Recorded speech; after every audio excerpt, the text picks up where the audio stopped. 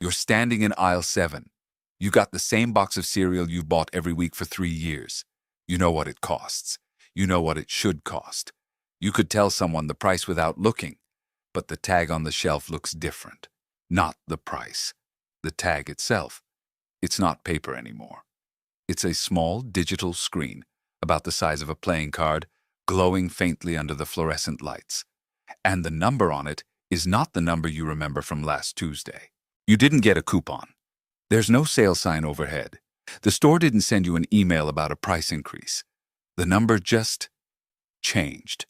And by the time you come back Thursday, it might change again. Here's what happened while you were busy living your life. Thousands of American grocery stores started replacing their paper price tags with electronic shelf labels. Small wireless digital screens connected to a central computer that can update every price in the store in minutes. Not overnight, not during restocking, in minutes, while you're shopping. And the software connected to those screens doesn't just display prices, it calculates them. That's what this is about. Not a conspiracy.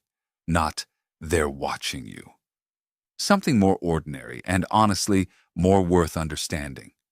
The infrastructure for changing the price of your food as often as the store wants, for whatever reason the algorithm decides, is being installed right now in real stores, in your zip code. And there is no federal rule that says they have to tell you it's happening. Let me separate what we know from what we don't, because this topic has more heat than light right now, and you deserve the actual math. First, what's real? Electronic shelf labels, the industry calls them ESLs, are not new. European grocery chains have used them for years. Albert Heijn in the Netherlands, Carrefour in France, stores across Scandinavia. The technology has been around since the 90s. What's new is the speed at which major American retailers are adopting them.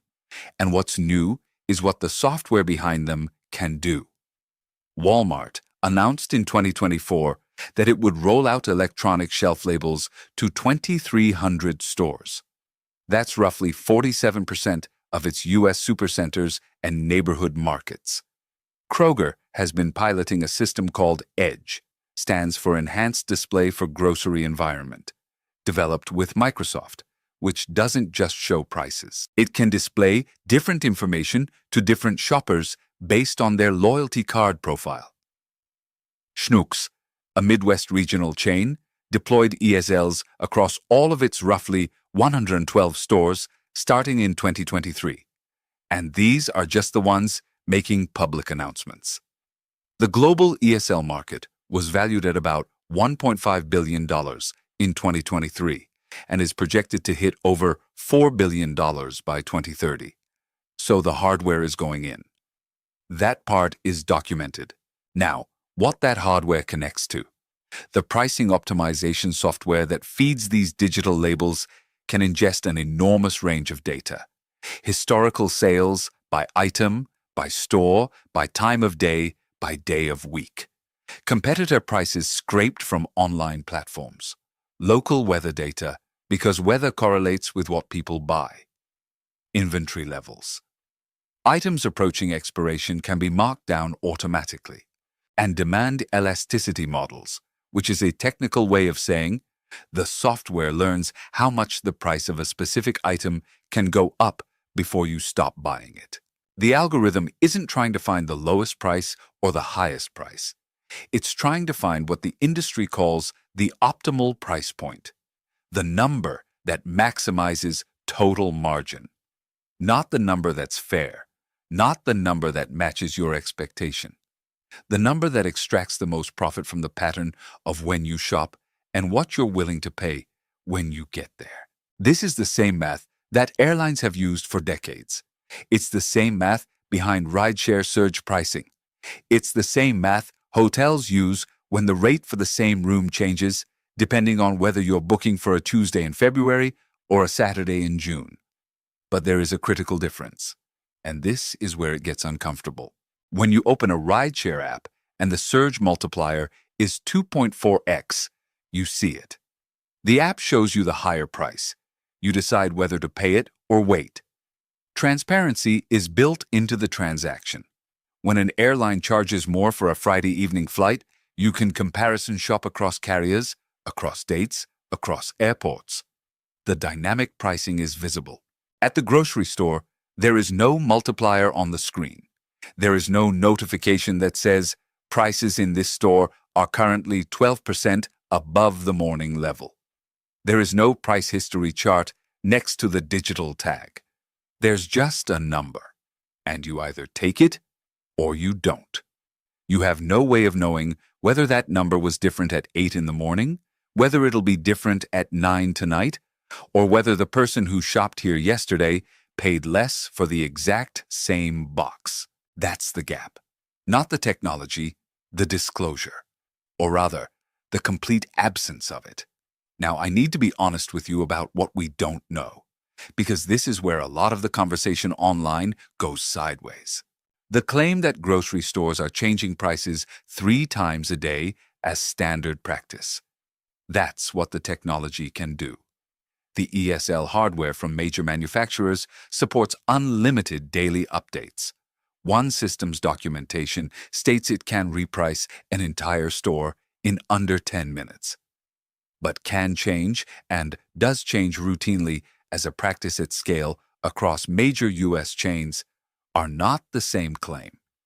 Retailers treat their pricing algorithms as proprietary trade secrets. As of early 2025, there is no large-scale, independently verified study documenting how frequently American grocers actually adjust prices using these systems during a given day. Consumer reports on Reddit and social media have documented instances of the same item at the same store showing different prices at different times. Those observations are real, but they're anecdotal. People who notice price changes are more likely to post about them than people who don't. Selection bias is real. The claim that prices swing 15 to 30% on staples within a single week? Weekly promotional cycling has always done that. Groceries have gone on sale and come off sale since your grandmother was shopping. The question is whether ESL-driven dynamic pricing is creating new volatility beyond traditional promotional cycles, and that question has not been answered with data. So here's what I can tell you with confidence. The infrastructure is going in. The software exists. The capability to change prices frequently based on time of day, demand patterns, weather, and inventory is real and documented. What is not yet documented at scale is how aggressively major U.S. chains are using that capability. The honest framing is not, "This is definitely happening everywhere right now." The honest framing is, the tools are being installed before the rules exist to govern them. And that matters. Let me tell you why it matters with some numbers you can actually feel. The average U.S. household spent approximately $5,700 on food at home in 2023, according to the Bureau of Labor Statistics Consumer Expenditure Survey. That's about 7.1% of average pre-tax income. For households in the lowest income quintile, food spending eats roughly 30% of after-tax income. 30%. Now imagine you're in that lower quintile. You're on a fixed income, maybe Social Security, maybe a pension that hasn't had a real raise in years. You've built your weekly grocery routine around knowing what things cost. You go to the same store, buy the same items, and you've got the prices memorized well enough that you know when something's off by 50 cents. Dynamic pricing breaks that. Not because every price goes up, some might go down during off-peak hours, and that's a real possibility.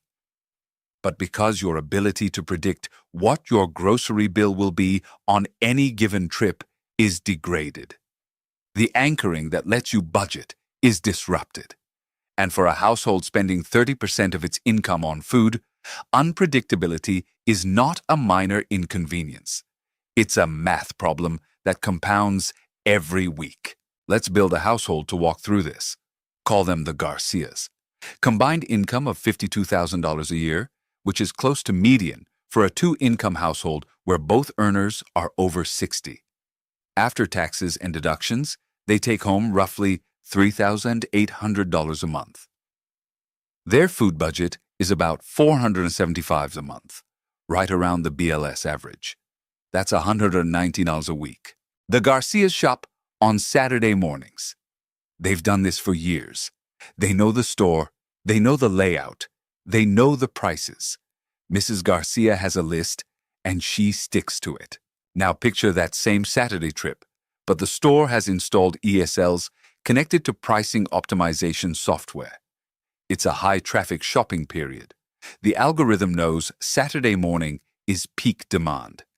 If the system applies even a modest demand-based adjustment, say 8% above the Tuesday morning baseline on high-demand staples, the Garcia's $119 basket costs about $128. That's $9 more per trip. That's $36 more per month. That's $430 more per year on the same groceries bought at the same store with the same list. Is that happening? I told you, we don't have the systematic data yet, but the math of what it means if it is happening is real. And $430 a year for a household at $52,000 is not nothing.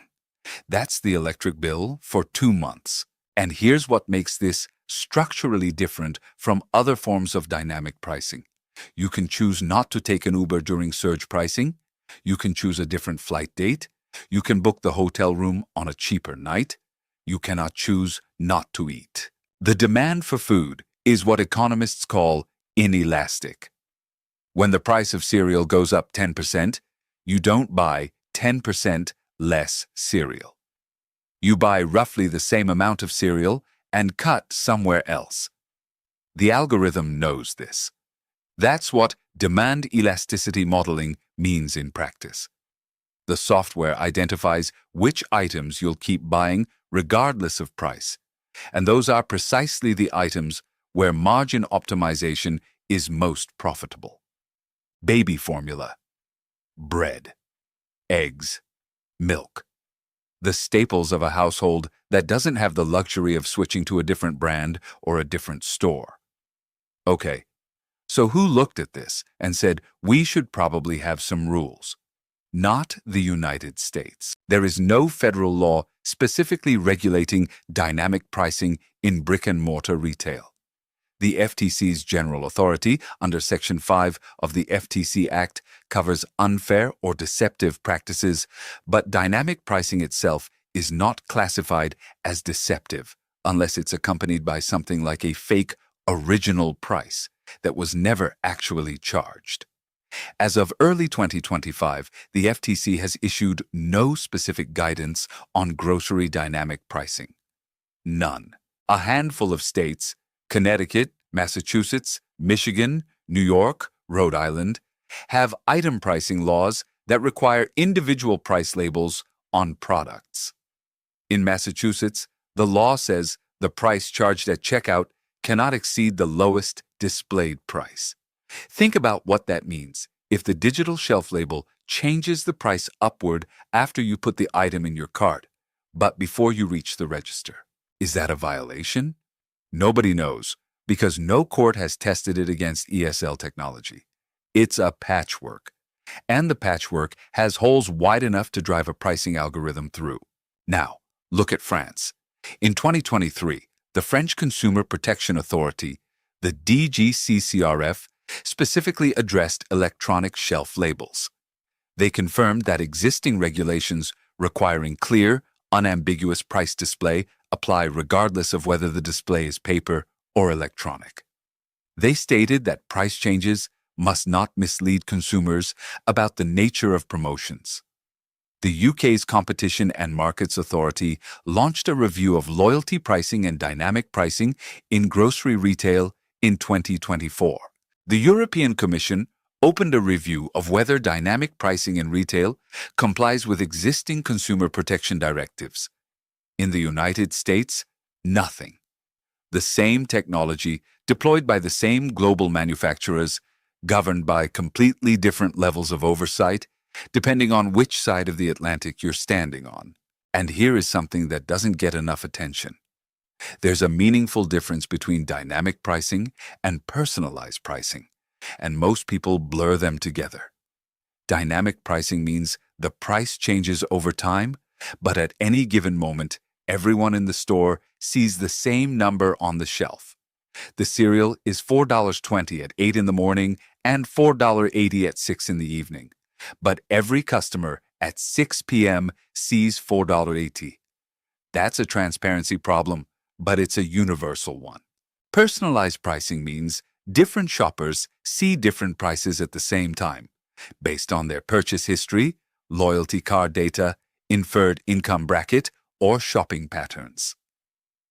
That's a discrimination problem.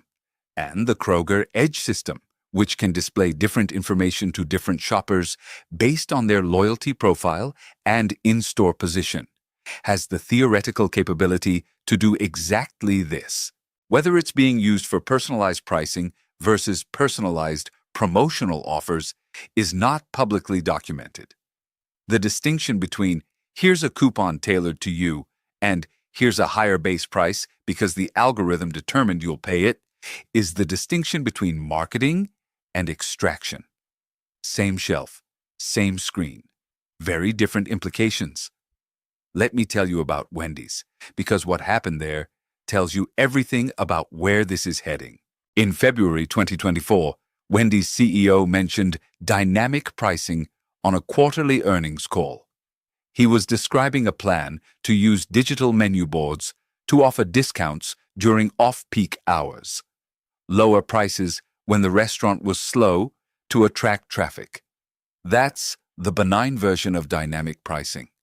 Discounts, not surcharges. It did not matter. Within 48 hours, the internet was on fire. Consumers heard dynamic pricing on food and translated it instantly to surge pricing on a burger. Wendy's went into full damage control. The backlash was so severe that it may be the most consequential moment in the entire grocery dynamic pricing story. Not because Wendy's is a grocery store, but because it proves something the industry now understands. Consumers will tolerate dynamic pricing on a plane ticket. They will tolerate it on an Uber ride. They will not tolerate it on food. The emotional line is not rational, but it is real, and it is powerful. Which means, and this is the part that matters for your kitchen table, the grocers know they cannot announce what they're doing. The Wendy's lesson was clear. Don't use the words dynamic pricing in public. Don't trigger the backlash. Just install the infrastructure, connect the software, and let the shelf labels do their work quietly. That is not a conspiracy. It is an incentive structure. Traditional grocery margins run 1 to 3% net profit. Even a small optimization on pricing, 0.5% of additional margin captured through algorithmic adjustment, is worth hundreds of millions across a chain the size of Walmart or Kroger. The incentive to deploy the technology is enormous. The incentive to discuss it publicly is zero. And so the question you're left with is not really about cereal prices. It's about a regulatory vacuum. The capability to change the price of food as often as the retailer wants, for whatever reason the algorithm calculates, is being built into thousands of stores. The disclosure requirement is zero. The federal oversight is zero. The consumer's ability to even know it's happening is zero. Food at home prices rose 1% year over year as of December 2024, according to BLS, a big cooldown from the 11.4% spike of August 2022. But here's something the aggregate CPI number doesn't capture: price volatility at the item level within a store. The BLS samples prices at specific intervals. It doesn't track whether the price of a can of soup changed 3 times between Monday and Friday. A consumer can face stable average prices and increased price unpredictability at the same time. And those are different experiences, especially when you're budgeting on a fixed income. If you're the Garcias, you don't care that the average is stable. You care that you can't predict what your Saturday basket will cost anymore. I want to be careful not to overstate this. ESLs are not inherently harmful technology. Automatic markdown of perishables approaching expiration reduces food waste. That's a genuine benefit. Labor savings from eliminating manual tag changes are real. Some dynamic pricing could lower prices during off-peak hours for shoppers who have flexibility in when they shop. The technology is infrastructure. Infrastructure is neutral.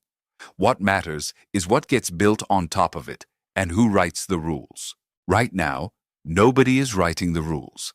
If you've been shopping at the same store for years and something feels different about the prices, not necessarily higher, just less predictable, harder to pin down, like the numbers won't stay still, you're not imagining it. You may be living in the early phase of a pricing transformation that the industry has no obligation to explain to you. The most useful thing you can do is not panic. Compare prices across trips. If your store has an app, use it. Some apps show price history. Screenshot shelf prices if something feels off. Pay attention to whether the price at checkout matches the price you saw on the shelf, especially if you spent time in the store before checking out. In states with item pricing laws, know your rights. The price scanned at the register generally cannot exceed the lowest displayed price. And understand this: the price on a digital shelf tag is the price at that moment. It is not a promise that it was that price yesterday. It is not a promise it will be that price tomorrow. It is a snapshot. And unlike a paper tag that stayed put until a human physically walked over and swapped it out, a digital tag can change while you're still standing in front of it. Tell me in the comments, have you noticed the digital tags in your store? Have you seen a price that didn't match what you remembered from last week? I want to hear what you're seeing, because right now, consumer observation is one of the only data sets we have. You know, the grocery store used to be one of the last places where the price was just the price. You looked at the tag, you put the item in your cart, and the number meant something stable. It meant someone had decided what this thing costs, printed it on a piece of cardboard, and stuck it to the shelf, and it would stay there until the next sale or the next shipment. That was never a regulation. It was a limitation of paper. And paper is leaving. The question isn't whether dynamic pricing technology is coming to your grocery store. For a lot of you, it's already there. The question is whether anyone, any regulator, any legislator, any consumer agency is going to require the people who use this technology to tell you that they're using it. Because right now, the answer is no. The algorithm doesn't have to explain itself, and the shelf doesn't have to hold still. Subscribe if you want more of this, the stuff nobody else is telling you. Not what the industry press releases say, not what the influencers panic about, what the math actually looks like when you sit down and run it honestly. The tag changed, and nobody told you.